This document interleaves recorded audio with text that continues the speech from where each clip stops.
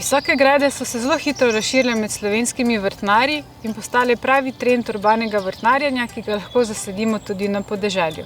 Z njimi si dvignemo vrtno površino, ustvarimo zračna, rahla in rodovitna tla. Pa so visoke grede res tako super?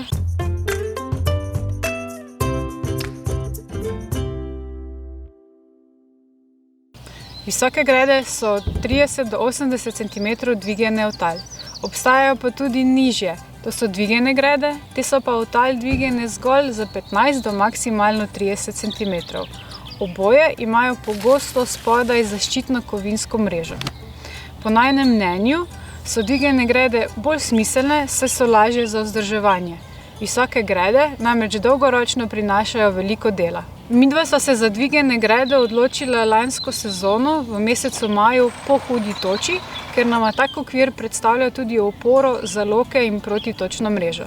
Hkrati pa smo z kovinsko zaščitno mrežo na dnu rešila tudi težave s talnimi škodljivci. Smo pred Mladinskim centrom Krško in tu je visoka greda, katero smo z Robijem pomagala ustvariti v sklopu njihove mladinske delavnice. Ta greda je bila postavljena tu 2 leti nazaj in danes lahko točno vidimo, kaj se dogaja z gredo in s posedanjem materiala v njej. Da si dvignemo vrtno površino v tal, v leseni kvir polnimo najrazličnejši svež in predelan organski material. Ponavadi si od spodaj sledijo veje, slama, travni odkos, zemlja in po vrhu kompost. V bistvu, če pogledamo si z tem organskim materialom in lesenim okvirjem, sestavimo en zelo lep kompostnik. S polnjenjem dvigane grede končamo veliko hitreje. Praviloma uporabimo le kompost, s katerim napolnjamo celotno dvigano gredo.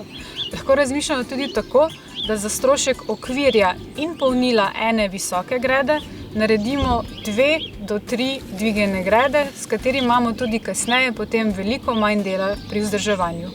Rahla in zračna tla imamo tako v dvigani kot v visoki gredi. Se pa pri visoki gredi začne zelo hitro ta material stiskati, posedati in v bistvu tu noter se ta svež material dejansko predeluje. Mi tako po nekaj letih dobimo od 60 ali pa celo do 80 cm debelo zastirko, kar je škoda toliko zastirke za tako malo površino. Nivo v dvigani gredi se poseda minimalno, saj imamo tu notri kompost, ki je kot material veliko bolj kompakten, a hkrati dovolj zračen in rahel za uspešno rast rastlin. Vsako leto ga dodamo minimalno, toliko da gredo zapolnimo do roba, sama poraba materiala je potem veliko manjša. Največja razlika med gredama se pokaže pri zalivanju. Pri visoki gredi korenine rastlin zelo težko sežejo do samih tal, kjer je večja zaloga vode in moramo mi tako gredo pogosteje zalivati. Hkrati se poleti stranice vse presušijo zaradi sonca, kar še dodatno zmanjšuje vlago v sami gredi in smo zopet primorani to gredo pogosteje zalivati. Dvigana greda je še tako nizka, da rastlinam omogoča, da korenine tvorijo tudi v samih tleh, kjer je dovolj vlage. Tudi stranice se minimalno izsušujejo, zato je potreba po zalivanju nasploh veliko manjša. Prva plast na dnu visoke in dvigane grede je lahko tale kovinska zaščitna mreža, le-ta ustavi dostop voluharju, krtu in pa tudi bramorju. Voluhar v sami dvigani gredi nima toliko prostora, tudi kompost mu ne tako odgovarja in se ne zadržuje tako dolgo ali pa da bi si notri ustvarjal svoje gnezdo. Še vseeno pa se zna posladkati za zelenjavo, ki raste v takšni gredi. Voluhar zna pri visoki gredi preplezati tudi tako visoke stranice in ker je noter veliko svežega organskega materiala, je to njemu zelo fino okolje, kjer si ustvari tudi gnezdo.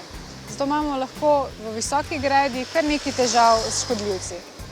Včasih je problem v visoki gredi vzgojiti paradižnik ali pa visoki fižol, ker moramo potem pridelke obirati z lojtro.